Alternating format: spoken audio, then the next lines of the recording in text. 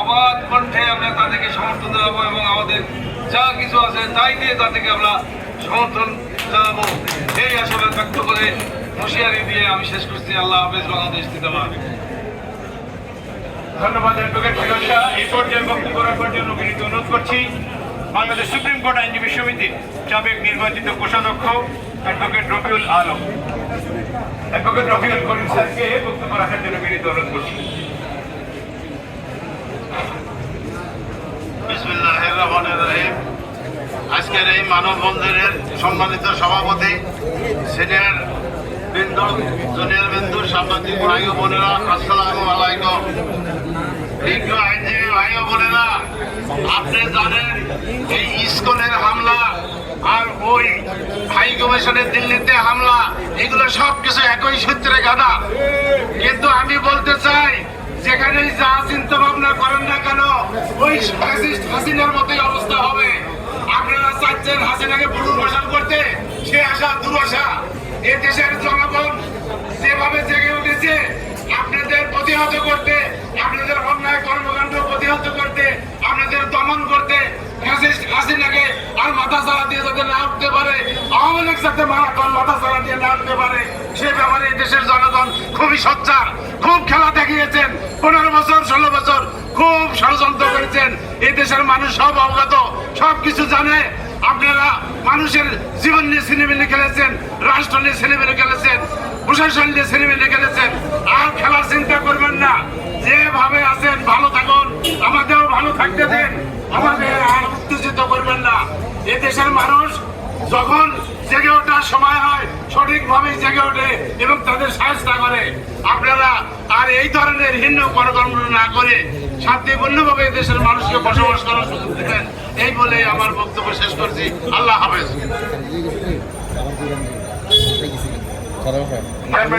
এই পর্যায়ে বক্তব্য রাখার জন্য বিনীত অনুরোধ করছি বিশিষ্ট সমাজচিন্তক, গবেষক, বাংলাদেশ সুপ্রিম কোর্টের সিনিয়র আইনজীবী, যিনি সারা দেশে সুবক্তা হিসেবে, সমাজচিন্তক হিসেবে সমাদৃত, অ্যাডভোকেট আবেদ রাজা।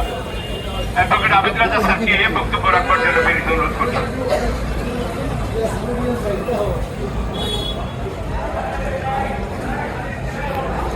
বিসমিল্লাহির রহমানির রহিম। সম্মানিত সভাপতি, আমাদের সুপ্রিম কোর্ট বারের প্রাক্তন সম্পাদক, প্রবীণ জননেতা জনাব গিয়াসউদ্দিন আহমেদ এবং সম্মানিত উপস্থিতি, আসসালামু আলাইকুম। আমি ভেবেছিলাম সমাবেশের পরিসরটা আর একটু বড় হবে। যাই হোক, বড় বা ছোট সেটা প্রশ্ন নয়। প্রশ্ন হচ্ছে যে আমরা যে কাজটা করছি সেই কাজটা সঠিক কিনা, এই কাজের ন্যায্যতা আছে কিনা, এটি হচ্ছে বড় প্রশ্ন। অনেক কম সংখ্যক লোক পৃথিবীর ইতিহাসে অনেক বড় কাজ সম্পন্ন করেছেন। আজকে যে বিষয়টি নিয়ে আমরা সুপ্রিম কোর্ট প্রাঙ্গণে দাঁড়িয়েছি সেটি আপনারা দেখেছেন। প্রথম বিশ্বযুদ্ধের পর দেশগুলো যখন নিজেদেরকে রক্ষার জন্য একে অন্যের উপর আক্রমণ না করে, তখন থেকে নিজেদের মধ্যে সম্পর্ক, সঙ্গ গড়ে তোলার পদক্ষেপ ছিল। দ্বিতীয় বিশ্বযুদ্ধের পর বিষয়টি আরো স্পষ্ট হয়েছে এবং জাতিসংঘ গঠিত হয়েছে এবং এরপর ভিয়েনা কনভেনশনের মধ্য দিয়ে একটি বিষয় বিশ্বজনীন, যে কোনো দেশের দূতাবাস কোনো দেশে থাকলে পরে সেই দেশের দূতাবাসের সমস্ত নিরাপত্তা, তার মর্যাদা, সম্মান সেই দেশকে দিতে হবে এবং ভিয়েনা কনভেনশন অনুযায়ী দূতাবাসের যে জায়গা, সেই জায়গায় যে দেশে দূতাবাস অবস্থিত সেই দূতাবাস, সেই দেশ পর্যন্ত ওই দূতাবাসের অনুমতি ছাড়া ওই ভূখণ্ডে, ওই ভবনে ঢুকতে পারবে না। আমরা গতকাল দেখলাম আগরতলা আমাদের উপ হাই কমিশনার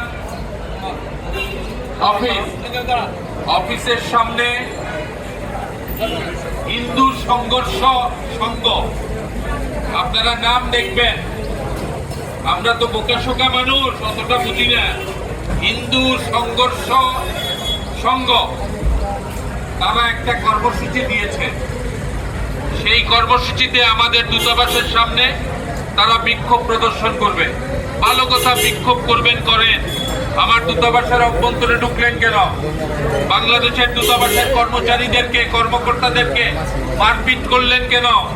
বাংলাদেশের স্বাধীনতার পতাকা, যেটার সাথে 30 লক্ষ শহীদের রক্ত বিজড়িত, যেটার সাথে গত 5 আগস্টের ফ্যাসিস্ট হাসিনার পতনের চেতনা বিজড়িত, সেই পতাকাকে নামিয়ে আগুন দিলেন, ছিড়লেন। কোথায় সাহস পান? কে আপনাদেরকে সাহস দেয়? এক বুবুজান্ত ভারতে গিয়ে পালিয়ে জীবন রক্ষা করেছেন। বাংলার মানুষের রূপ দেখেন নাই? ইখতিয়ার উদ্দিন মোহাম্মদ বখতিয়ার খলজি কয়জনকে নিয়ে বাংলা বিজয় করেছিল? ইতিহাসের দিকে তাকান। শায়েস্তা খান যখন সুবেদার ছিল, দিল্লির সম্রাট যখন এসেছিলেন, তখন উজান ভাটির পানি দেখে বলেছিলেন, জাহাঙ্গীর বলেছিলেন এই দেশকে পদানত করা যাবে না। আজ আপনারা কি খেলা খেলছেন? হাসিনাকে পৃষ্ঠপোষকতা করছেন, আওয়ামী লীগকে পৃষ্ঠপোষকতা করছেন, দেশের যে অশান্ত পরিবেশ তৈরি করতে চান, সমস্ত জায়গায় বিশৃঙ্খলা তৈরি করতে চান, মানুষের হানাহানি করতে চান। আপনারা ভুলে যান, ব্রাহ্মণ্যবাদী আধিপত্যবাদী চেতনা বাংলাদেশে কাজ করবে না। শুধু কি এখানেই তাই? এই পরিবর্তনের পর বাংলাদেশের মানুষ, বিভিন্ন সংগঠন হিন্দু ভাইদের নিরাপত্তা দিয়েছে, মন্দির পাহারা দিয়েছে, নির্বিঘ্নে পূজা করতে পারে তার ব্যবস্থা করেছে। দীর্ঘ ইতিহাস দেখেন, এইরকম কোন নিরাপত্তার ব্যবস্থা হয় নাই। সেনাবাহিনী নিরাপত্তা দিয়েছে, পুলিশ দিয়েছে, জনগণ দিয়েছে। তারপরও বিচ্ছিন্ন ঘটনাকে সামনে এনে নানাভাবে কাজ করছেন, আইনজীবীকে হত্যা করিয়েছেন, এইসব কাজ করছেন। আপনারা সাবধান হয়ে যান। আপনারা ভাববেন না ওখানে বসে ওই ষড়যন্ত্রের সাথে রাষ্ট্রীয় ক্ষমতাকে যুক্ত করে বাংলাদেশকে পদানত করবেন। কার সাহসে আগরতলায় বাংলাদেশের দূতাবাসকে আপনি আক্রমণ করিয়েছেন? আমরা দেখেছি ভিডিওতে, পুলিশকে নির্বিকার দেখেছি, নিরাপত্তা কর্মীদের নির্বিকার দেখেছি। কেন নির্বিকার দেখলেন? আপনার নির্বিকারের মধ্য দিয়ে বিশ্বে যদি অশান্ত তৈরি হয়, বাংলাদেশে কেন হয়? 60টি মুসলিমদের তার পাশে আছে, বাংলাদেশে কেন হয়? বিশ্বের গণতান্ত্রিক দেশগুলো বাংলাদেশের পাশে আছে। ভারতের মোদি, ভারতের এই ব্রাহ্মণ্যবাদী শাসন, এগুলো কিছুই টিকবে না। আমাদের নির্যাতন করবে।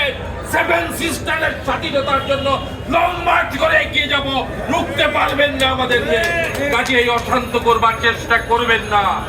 আপনাদেরকে হুঁশিয়ার করে দেই, যে অন্যায় করেছেন, আমাদের অপরাধীকে আশ্রয় দিয়েছেন, যে অন্যায় করেছেন, বাংলাদেশকে যারা লুণ্ঠন করেছে, হত্যা করেছে, বাংলাদেশের গণতন্ত্রকে যারা ধ্বংস করেছে, তাদেরকে আশ্রয় দিয়েছে, তাদেরকে ফিরিয়ে দিতে হবে। বাংলাদেশের বিচারালয়ের বিচার হবে। আর আপনারা কূটনৈতিক সম্পর্ক বজায় রাখতে চাইলে ভিয়েনা কনভেনশন অনুযায়ী চলবেন। আমাদের দূতাবাসের উপর হামলা, বাংলাদেশের মানুষের উপর হামলা বরদাস্ত করা হবে না। আমরা টেলিভিশনে দেখেছি মসজিদগুলোকে ভাঙা হচ্ছে। কেন মসজিদ ভাঙা হচ্ছে? মসজিদ মুসলমানদের ধর্ম উপাসনালয়।